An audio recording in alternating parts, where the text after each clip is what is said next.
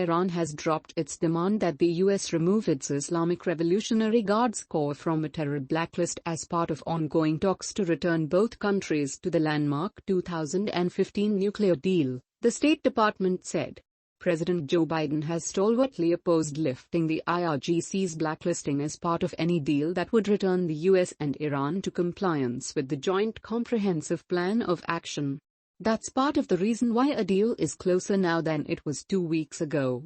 But the outcome of these ongoing discussions still remains uncertain as gaps do remain, Price told reporters, noting the US is encouraged that the demand appears to have been rescinded.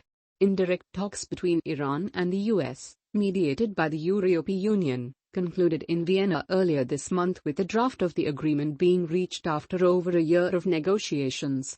Iran has submitted its response to the European Union's draft text, and Ned Price said the State Department is working as quickly as we can to put together an appropriate response to Iran's text.